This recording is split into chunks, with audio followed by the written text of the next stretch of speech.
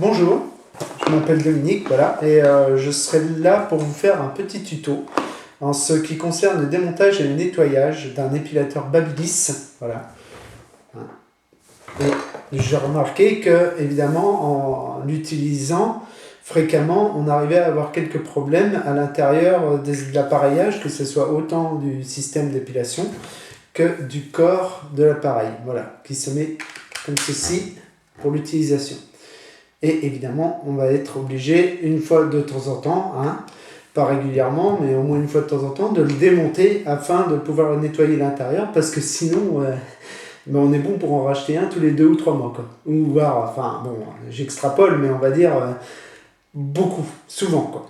Et donc, je me suis dit, bah, quelque part, autant entretenir ça, parce que ça coûte déjà cher, et aussi, bah, ça permet de le garder dans la longévité. Donc je vais vous le montrer, tout simplement. Voilà, donc on commence, on enlève cette partie-là, évidemment qui ne nous sert à rien. On prend un tournevis cruciforme que j'ai préparé à l'avance. Voilà, on a 4 vis derrière. Donc on démonte ces vis, que j'avais déjà pré-démontées, parce que pour gagner un peu de temps, pour vous. Et donc on démonte toutes les vis. Voilà.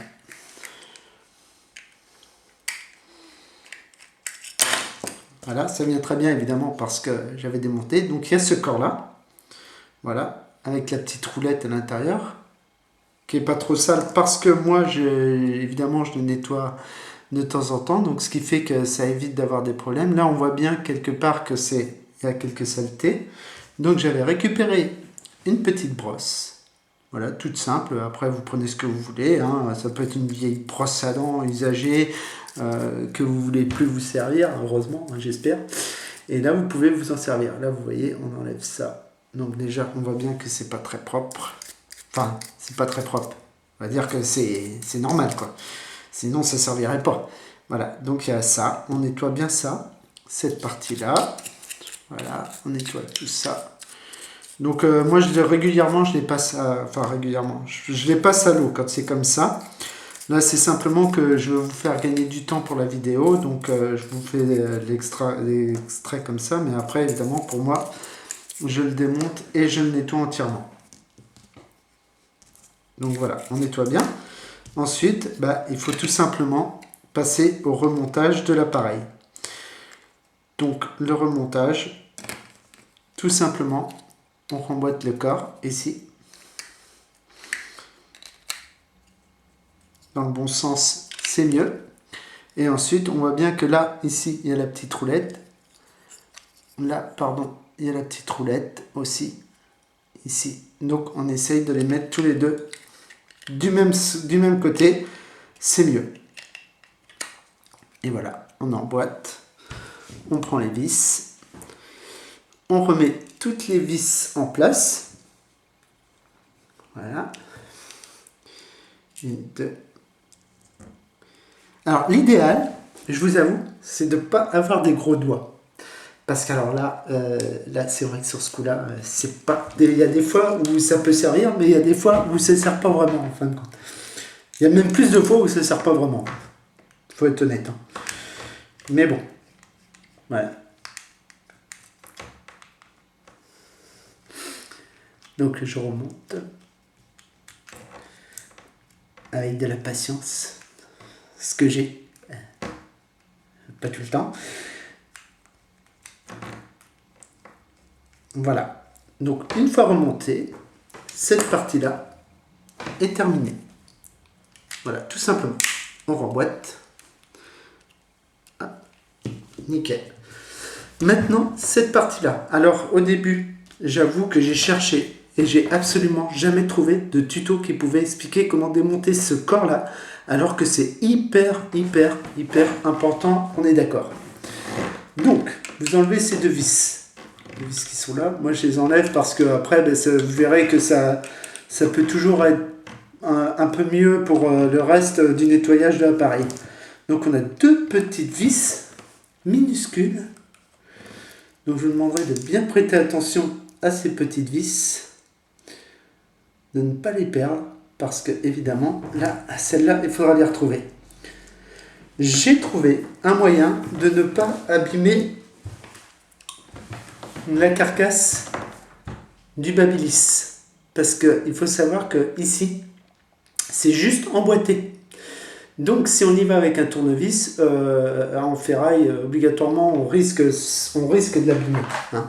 Si on prend ça par exemple, là vous essayez de la mettre ici là, et évidemment ça va créer une fracture. Voilà, donc c'est mort, on oublie ça, on prend tout simplement un appareil pour les guitares et on va le glisser à l'intérieur. Voilà, comme ceci. Donc là j'y vais doucement hein, parce que mes connaissances ça va être un peu voilà. J'essaye d'y aller tout doucement.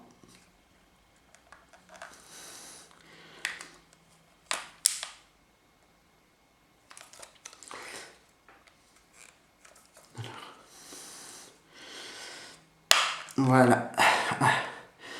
Voilà, je m'excuse hein, parce que c'est vrai que là sur ce coup-là, j'essaye de ne pas forcer de trop. Donc on voit bien qu'il est passé avec comme on pouvait et on soulève. Voilà, vous voyez, je l'ai soulevé tout simplement. On voit que là il y a un écart et ensuite on le glisse, hop, tout simplement. Il se déclipse. Voilà, la partie que j'ai dévissée est tombée de son côté. Et là, on le dévisse et enfin, on le déclipse et terminé. Voilà, ce n'est pas abîmé, vous voyez, il n'y a rien de cassé. Simplement, évidemment, il faut y aller avec minutie et prendre quelque chose qui puisse éviter, pour faire levier en fin de compte, et éviter que ça l'abîme de l'autre côté. Donc là, on voit tout l'appareil, on voit le moteur qui est là.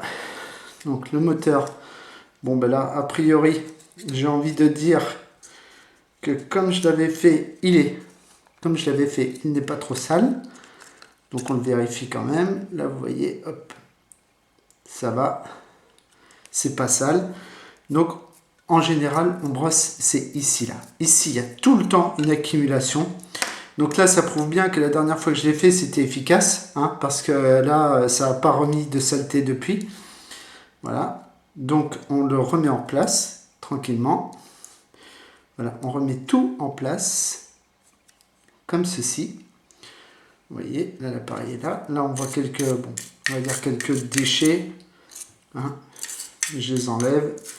Mais bon, à la base, il est nickel. Donc là, tout est remboîté.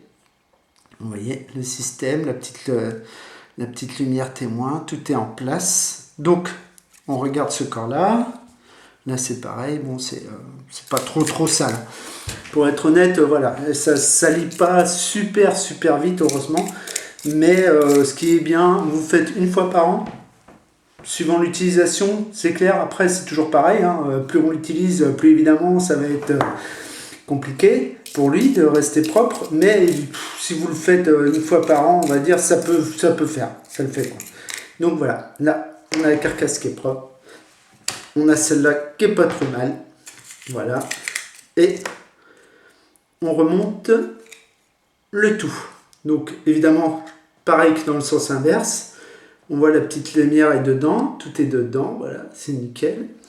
Donc, on a juste à appuyer, sans forcer. Voilà. Tac. Voilà. Et il est clipsé.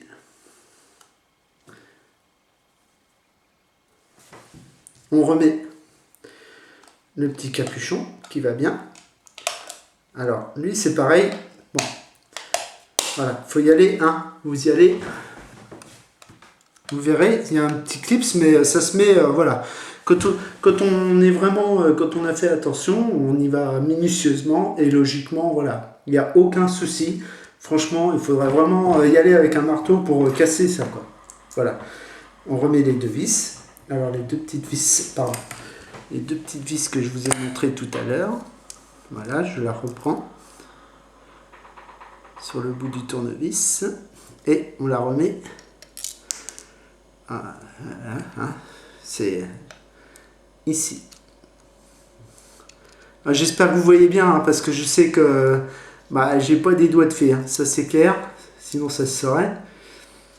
Vous m'auriez déjà vu dans Cendrillon ou des trucs comme ça, tandis que là, ils m'ont pas pris et je pense pas que ce soit à cause de la barbe, hein. Je pense que ce soit à cause de tout. Voilà.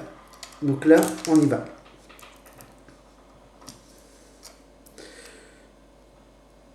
Hop. Évidemment, l'électricité statique du tournevis, ça aide, c'est clair. Hein. Et hop, on essaye de bien remettre les vis pour pas les abîmer avec délicatesse. Et voilà. Donc, votre appareil est nettoyé entièrement. Il est propre et il peut recommencer à zéro. Voilà. Bon, sur ce, je vous laisse. Bah, écoutez, j'espère que cette vidéo pourra vous servir à vous aussi. Parce que voilà, des fois, c'est bien de... Moi, je fais comme ça pour m'aider. Donc, il n'y a pas de raison que j'essaye pas d'aider de mon côté quand je peux. Et bah, je vous souhaite bon courage pour la suite. Et puis, merci d'avoir regardé la vidéo. Au revoir.